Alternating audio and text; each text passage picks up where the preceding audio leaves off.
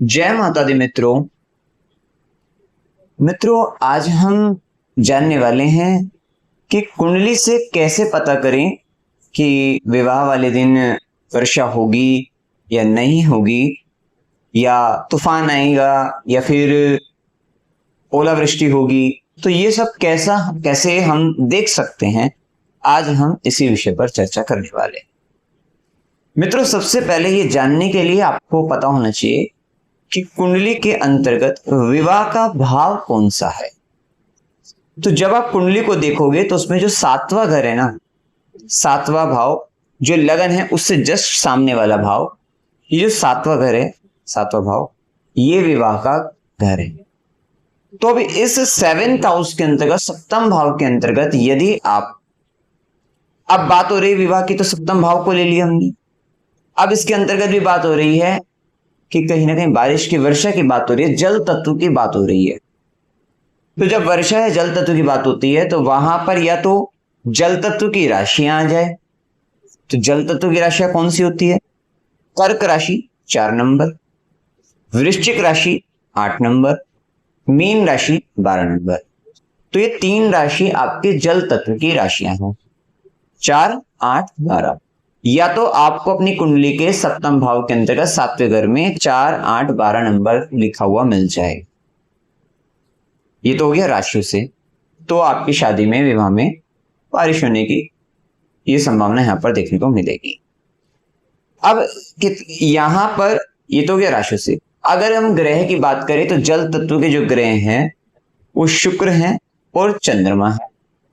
तो वहां पर सप्तम भाव में शुक्र बैठा हो, चंद्रमा बैठा हो, तो भी संभावना यहां पर बन जाएगी कि विवाह के अंतर्गत बारिश होने की, विवाह वाले दिन बारिश होने की संभावना यहां पर बनती है। अब देखिए, ये प्रबल ऐसे होते चली जाएगी कि भाई आपने देखा कि सातवें घर के अंतर्गत जो राशि है वो भी जल तत्व की है, सातवें घर के अंतर्गत जो राशि है वो भी जल तत्व की है, और साथ ही उसमें बैठा हुआ जो ग्रह है वो भी जल तत्व का ग्रह बैठा हुआ है, या जल तत्व का ग्रह उस सातवें घर को देख रहा है।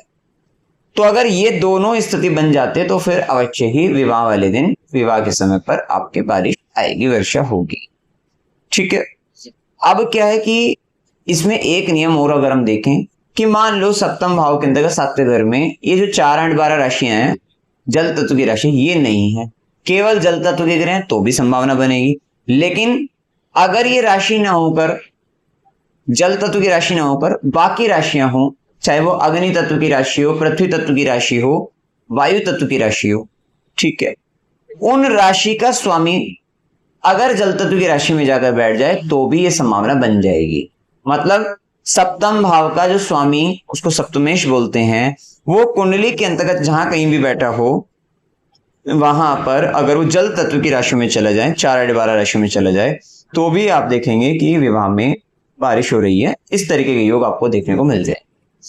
अब अगर आप ये देखते हो कि वो बारिश तेज होगी, वर्षा तेज हो रही है, तूफान भी आ रहा है, तो वहां कहीं ना कहीं वो प्रभाव आप देखोगे कि राहु का प्रभाव बढ़ जाएगा। साथ ही वर्षा तेज होना है, जल तत्व का अधिक प्रभाव अगर हो रहा है, तो आप देखोगे कि वहां पर जल तत्व ज्यादा प्रभावशाली हो रहा है। मान लो सप्तम भाव में शुक्र भी बैठा है, चंद्रमा भी बैठा है, कर्क राशि में बैठ जाए, तो ये प्रभाव क्या हो रहा है? बढ़ रहा है यहां पर। ठीक है। या आप ये देखो कि सप्तम भाव में कर्क राशि के अंतर्गत ही शुक्र बैठा है, तो सप्तम भाव में अगर कर्क राशि आई, जल तत्व की राशि आ गई, राशि भी आ गई, ग्रह शुक्र बैठ गया, जल तत्व का ग्रह बैठ गया। अब उसका स्वामी कौन बनता है? मतलब सप्तमेश चंद्रमा बने।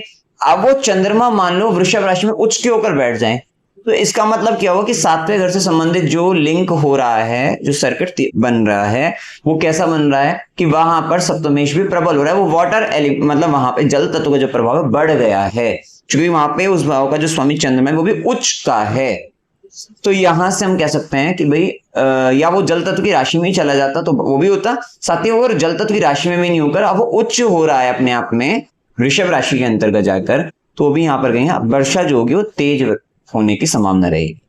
इसी के साथ जब राहु के प्रभाव आ जाते हैं, तो राहु का प्रभाव क्या करता है? राहु तो तूफानी हवा है, वो हवा भी देता है, ठीक है, तूफान भी देता है। तो ये सब क्या होगा? राहु की दृष्टि हो जाए, राहु की बैठक हो जाए, तो ऐसी स्थिति के अंतर्गत तेज होने की, वर्षा के भी तेज होने की संभावना बन जाती है। देखो, जब हम तूफानी हवाओं की बात करेंगे, केवल तूफानी हवाओं की बात कर रहे हैं और उस पर बारिश ना हो, तो उस वाले केस के अंतर्गत वहां अगर आप देखोगे तो वहां पर वायु तत्व की राशियां आ जाएगी। राहु वायु तत्व का ग्रह है, साथ ही वायु तत्व की राशि और तूफानी वायु है राहु, और राशियां क्या होगी? 3, 7, 11। तो मिथुन राशि, तुला राशि और कुंभ राशि।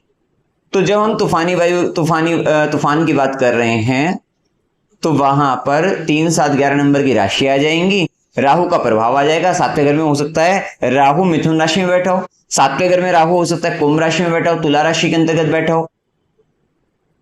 तो अगर ये प्रभाव है, साथ साथ इस भाव का स्वामी मतलब जो सप्तमेश है वो भी वायु तत्व की राशि में चला जाए, तो क्या होगा कि पता लग रहा है बारिश तो आई नहीं, तूफान बहुत तेज आया था, ऐसी स्थिति बन सकती है। तो यहां आपने एक बात देख ली है कि आपने बारिश का पता लग गया, बारिश धीमी आएगी, तेज आएगी, ये सब चीजें आपको पता लगी, कितना पानी बरसेगा एक तरीके से वो पता लग रहा है, जल तत्व का प्रभाव। आपको वायु तत्व का प्रभाव, तूफान का भी पता लग गया, तो जिसके अंतर्गत ग्रह मेनली आप राहु को लेकर और वायु तत्व की राशि 3, 7, 11 मिथुन, तुला और कुंभ राशि को लेकर आप बता सकते हैं। अब इसी के साथ देखो, बारिश के साथ अगर ओलावृष्टि की अगर हम बात करते हैं, तो जो ओला बरसने की बात है, तो वो जो फ्रिज फॉर्म है वो शनि होती है, सैटर्न, ठीक है, जो बर्फ है। तो वहां पर आप देखोगे कि जल तत्व के साथ में ही शनि का प्रभाव भी आ रहा होगा, ठीक है, कि शनि का प्रभाव आएगा जल तत्व के साथ में, तब आप देखोगे कि बारिश के साथ साथ ओले भी बरस गए, ठीक है। तो इस तरह से आप जान सकते हैं किसी की शादी के अंतर्गत आपके पानी बरसेगा, बारिश होगी, ओलावृष्टि होगी, तूफान आएगा, ये सब चीजें, और राहु है तो बिजली कड़कती है, वो सब चीजें राहु में आप देखने को आपको मिलती है। तो इस तरह आप ये तीनों चीजें आसानी से जान सकते हैं। तो मित्रों, जानकारी अगर आपको अच्छी लगी हो, वीडियो को लाइक कीजिएगा, शेयर कीजिएगा और चैनल को सब्सक्राइब कीजिएगा। जय माता दी।